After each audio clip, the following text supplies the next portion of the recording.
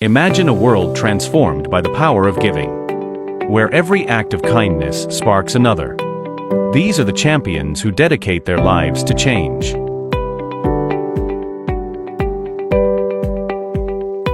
Together, they are paying it forward. Champions of change. Paying it forward. Join us and be part of the movement. Here on the Achievement Channel.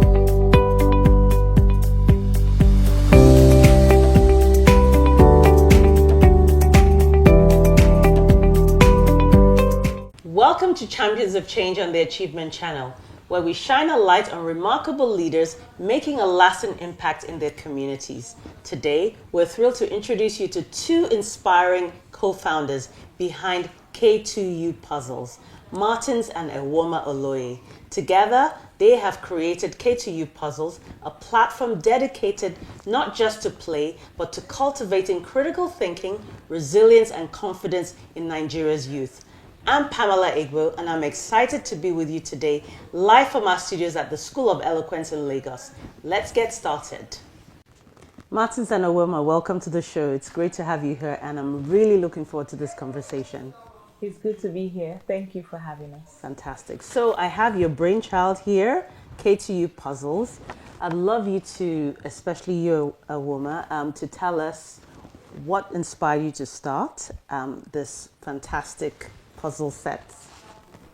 Okay, so K2U Puzzles came as a result of a personal experience we had, and there was an inspiration based on that experience, something to see how we could transform the lives and minds of children and people in general in Nigeria and then in Africa, and of course across the world. So that's K2U Puzzles. We started initially looking to develop puzzles, but beyond puzzles, puzzles that were based on African folk tales. That's what K2U Puzzles is about. They are jigsaw puzzles based on African folk tales, stories that we grew up with, stories that have been passed down from generations. Mm-hmm. Fantastic. Now, Martins, I know that puzzles, and you can wade into this, Ewoma, I know that puzzles help with critical thinking. Could you tell us what are the benefits beyond play of puzzles, and particularly tell us how you have modified these for the African context? Thank you.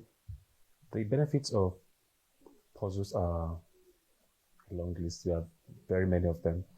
I'll hone in on a few of them. There's the most impressive one for me, because it's a lot. So what I love to talk about is the fact that you get smarter when you play puzzle. So number one, you engage both sides of the brain, the right side, creative, the left side for logic every time you play. Number two, personally to me, it takes the children off the screen. Number three, there's the hand coordination, fine motor skills for children. Number four, if you have memory problems, which is attention to details, it also helps to cater to that. And when we are growing older, for people that are trying to, in one way or the other, remember things, the research is actually evolving, but it's helping with a little way with Alzheimer's and dementia. So there's a lot of it. Therefore, the African context, why we fashioned it in that way, like she was saying, is we need to bring it back home. Your culture, your heritage, your identity. Take a man's identity away from him, you've killed the man. You've just taken everything away. So that's why we're here doing this. That's right. And could you elaborate more, Ewoma, on, I know there's a statistic about how it helps the IQ. Could you just talk about that a little bit and explain that? Yes. So there's a research that shows that if you spend 25 minutes a day on a jigsaw puzzle, then there's a probability your IQ would increase by 4 points. Wow. So what it means is that you spend 25 minutes on any jigsaw puzzle. Just the action of trying to fit the pieces together, it strengthens your brain and it increases your IQ. And that's also, you know, part of the reason why we are on a drive for this, to see how we can increase the average IQ of the children in Nigeria and inadvertently increase the national IQ here in Nigeria, and then, you know, of course, spreading it across Africa. So that's, you know, one of the importance of jigsaw puzzles. There is also the aspect of problem solving and critical thinking. So what it means is you have children engage in jigsaw puzzles continuously over time. You're just going to have solution providers everywhere. Right. So you're not going to have people thinking, oh, there is a problem. You're going to have people thinking, there is a problem, but there is also a solution. That's right. That's what you get with jigsaw puzzles. You are not taught how to fix it. You just have random pieces, and you're expected to put those pieces into a picture. So what it means is your brain is hot-wired to provide solutions. You're constantly looking, oh, everything is in shambles. How do I put it back to, you know, solve a problem? How do I put it back to make headway? How do I make something out of nothing? That's what the impact of jigsaw puzzles do. Fantastic. And in addition, the way she's saying it, I'm just looking at her. So, like, I can see her brainwave. Right. So there's this part where every time, just like you're working with AI, your brain is regenerating. The neurons are moving from one end to the other. You are tasking yourself. You set the strategy yourself. You set an end goal to yourself. You get confident. You become independent, and you deliver. Fantastic. Yes. I mean, look, I totally agree with how puzzles can really help with critical thinking, because my daughter went to a Montessori school and they were big on, I mean, this was in the UK, but they were very big on puzzles. And I could see how she has grown. When she's solving a solution, she's always asking questions. Why? You know, not just taking it for granted. So I can see how puzzles are really, really good for that. And could you also tell us a little bit about the stories that you've infused into the puzzles? Because you've deliberately made them African, haven't you? Yes. Okay, should I go first or you do it? Well, you go ahead. So, you know, growing up, we have the level of morality that we don't have these days again. And you want to go to your grandma, go under the tree, there was Tales by Moonlight. So we have some beautiful stories, folklore, folk tales that we are known with. In the UK, you have your fairy tales, you have all of those things. You have Thor, I have Songo. You have, you know, those kind of things. So we have our stories. So our children now don't get to know those stories anymore. On the average, they don't ask any one of them randomly, how many of our stories do you know? A lot of them don't even know Simba is actually the name of lion. In Swahili, Simba is Swahili for lion. They don't know. But because we consume so much of those, you know, Western contents, cultures, we don't even know who we are. So that's why we're here. Like, look, you're going to learn Gwogwongwo. You're going to learn Ajaduru, the Yoruba one. You're going to learn Dawa Dawa, the Hausa one. We have Ananse, Igi. Orombo. You get it? You're going to learn Dawa Dawa from the north. Yes. You're going to learn Ananse From Ghana. From Ghana, all across Africa. So we have content that is custom made for Africa, using our own African stories, the heritage, the stories that we are no longer saying. You know, the children don't even know it, so we need to bring it back to them. And for every story, which is where I love to, you know, emphasize on, there's a moral of every story. So when you're done with a story, your grandma, your grandpa will say, what have you learned today? Today I've learned to be kind, I've learned not to steal, I've learned not to be a bully, I've learned to be brave, I've learned to be to show empathy, I've learned to be communal in the way we live. So do you want to have some more? Well, I think yes, you can on. keep going, and you've practically, you know, touched on all of the points. But really, truly, the idea of these stories is to bring them back. Sure. A lot of these stories have gone extinct. I always joke around and I say, ask anybody 25 years and below, how does tortoise have his cracked shell? And they're like, But, you know, that's one of the stories that we have, how Right. tortoise, you know, went with the birds for the feast, and then he said, my name is all of you, and took all the food. All of those stories, we have them infused. So the idea is the children read the stories and then fit the puzzle. So what's happening is there's a lot of imagination going on, Right. especially in the act of putting together a picture that is a depiction of the story that they have read. Sure, sure. Fantastic. So we're going to take a quick break right now, and we'll come back and continue this amazing conversations with Martins and Ewoma. Champions of change. Paying it forward. Join us and be part of the movement. Are you in governance? You need public speaking. Are you in business? You need public speaking. Are you a professional? You need public speaking. Learn how to overcome nervousness and speak with confidence before any audience at the School of Eloquence, the home of public speaking. Attend our practical and training one-on-one coaching with West Africa's only certified speaking professional in Lagos and Abuja. Call 0802 3032 066. Log on to schoolofeloquence.org. School of Eloquence. Teaching the world to speak. Champions of change. Paying it forward. Join us and be part of the movement. Welcome back to Champions of Change. Today we've been talking to Martins and Ewoma Oloye about their brainchild K2U Puzzles. We're going to continue this amazing conversation. So, Ewoma and Martins, tell me, how can your puzzles make the Nigerian educational system more robust? So the thing about puzzles, you know, when we're talking about it earlier, he mentioned that puzzles kind of turns your brain into what AI is. It begins to self-train. So what happens is, with puzzles, there are no rules, there are no instructions. It is an opportunity to self-train. Right. So you are tasking the brain, you are demanding of the brain, and then the brain, being the organ that it is, will respond. So what's going to happen is, with puzzles, for example, it's either it's the piece or it's not the piece. No matter how you try to force it in, if it's not the piece, it's not. And you're going to have to figure it out eventually. So what happens is that your brain is regenerating, your brain is self-training. And then when your brain encounters everything, it begins to question it. It begins to figure out a way to make it better. So in impacting the education of children, it will enable children become more critical in their, you know, assessment or dealings with any aspect of education, either in the classroom or off the classroom.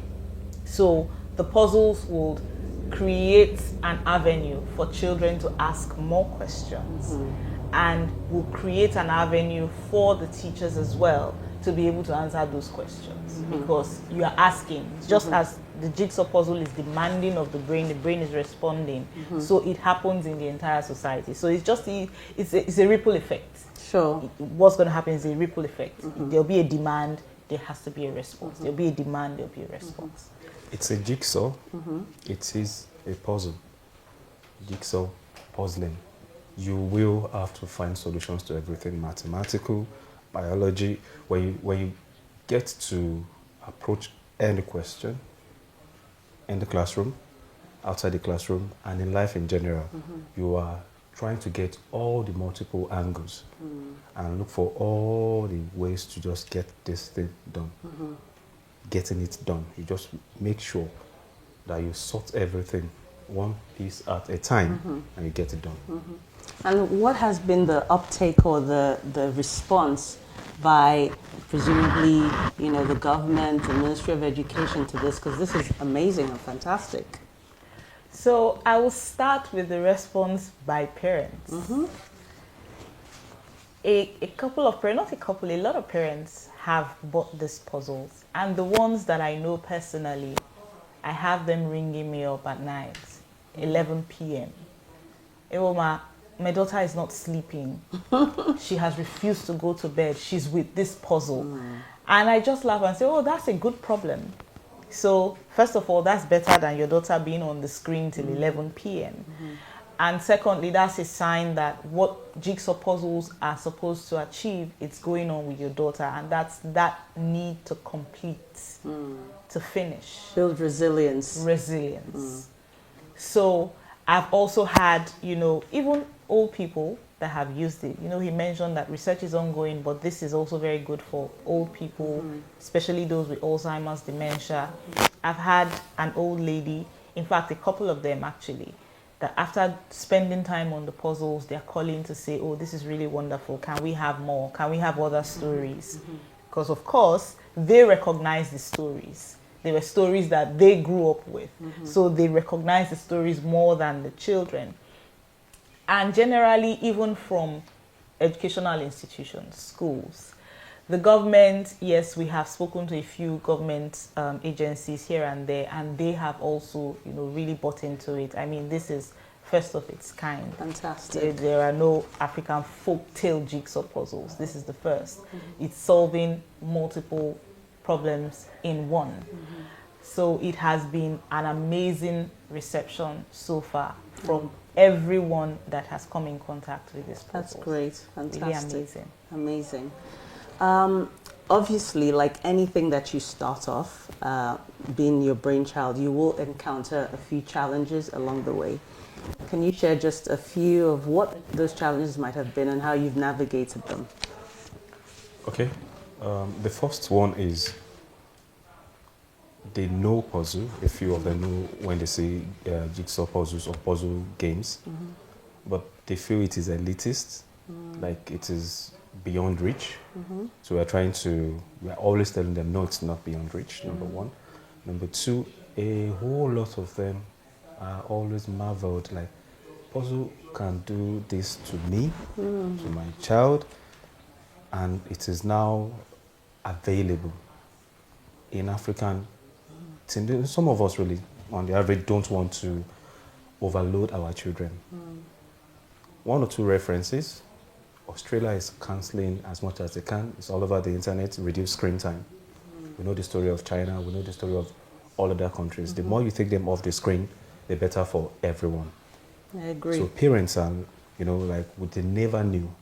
And some will feel, okay, can we try it? When they try it, eventually, like what she said, it's always good news. So the fact that it's now available was a big challenge. So we are making sure that it's, getting to be accepted, and which they are doing that. Then, key factor to us is why we are partnering with a few organizations is to make sure it is now affordable. That's the word I'm trying to look for, how to use the word affordable, because it is premium, but we need to make sure it is also affordable. So like the premium and the affordability in the same sentence, and making it available for all of them. So those are the challenges, and we are meeting it, and That's they fantastic. are taking it. That's amazing. Yeah, something? And I remember when I first had a chat with you, you talked about one of the reasons that you started this was to get people off the streets. And you've been quite active in your local communities in doing that. Can you just speak a little bit about that? What does that look like, getting people off the streets through puzzles? And how can people get involved? Are there volunteering opportunities? Okay, I'll take it from the volunteering. So presently we have a group of volunteers, NYC people from governments working with us, because it's a lot. And because we've worked with them on certain stages, going under the bridge, reaching out to people that normally don't get reached. So the thing is, a lot of the people we meet are actually intelligent. But unlike other games, this gives you the ability to express yourself. So there's no language barrier, because we have the stories in it that we've put in every puzzle, and we now translate to other languages. So there's no language barrier. You can be smart and show it through this. So we are walking around, going to schools. Then we've been to some public schools, and like I was trying to explain, we don't want to be elitist anymore. You can be somebody, you can be anybody. You can get the spark that will just change everything just from the puzzle. So we are reaching out to them. We are going into the markets. So we're now having unlettered people, if I want to use that word, that are now like, okay, you know what, I can do this thing. So they are challenging students. So we are trying to get more of them, trying to make sure they look at the feasibility and make sure it is applicable. So get it out and students, community relations, and those are the things we've been trying to do. But we're reaching out gradually, moving from one step to the other all over the country. And we're still open to have more people who work with us volunteering and also sponsoring, because we have noticed that it is out of the reach, but we're trying to make sure that we leave no child behind. Fantastic, So that's what we're amazing, trying to do. amazing. We will leave your contact details on our platform so people can get in touch if they want to get involved in this. So lastly, I know that there is a project that you're passionate about, that you're rolling out this year and hopefully will continue next year, called the Million Project. So could you just do your shameless plug and tell people about that? Okay, so that's Project 1 Million, and that is the drive to reach a minimum of 1 million children across Nigeria with these puzzles. So what we're trying to do is ensure, and even that 1 million children, that's a big number, but in comparison to Nigeria, that's very small. That's just about 2% of the number of children that we have. That's just about 28,000 children per state Right. across Nigeria. So, but we are starting somewhere, and that's Project 1 Million. So reach a minimum of 1 million children with a puzzle each. And we're looking, we're talking to private individuals, private organizations, NGOs, governments, multinationals, across board to say, this is what we're trying to do. Because even with these puzzles alone, you are meeting SDG 4, SDG 10, SDG 11. Goals, yeah. So education, that is quality Some poverty. education, inequality, and sustainable communities. So that's what we are trying to do. The more we have, like we said, the more we have the IQ increased on average, then we have an increased national IQ. And that's what we're trying to achieve with Project 1 Million. So we're calling on everybody to join hands with us. This is a gift that will keep on giving. It will keep on giving. The impact of jigsaw puzzles on the brain, on the individual, on the family. I mean, you use it for family bonding. The impact is, it spreads. Endless. It's Yes. endless. It's endless. It's endless. And there's the social benefits. I don't like using the word impact. So you could walk away. Each time we walk away from any of these gatherings, you could see happiness that, we're walking on sunshine. When they come, you could feel the joy.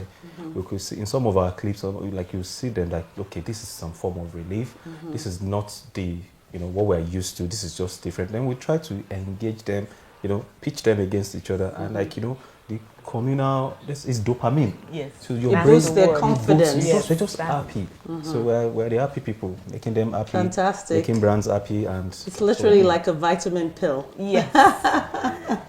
Fantastic. Well, thank you so much for sharing your story with us. This is an amazing puzzle set, and we hope that it will create a ripple effect in communities. So thank you so much again. Thank you very Thank you much for having us. having us.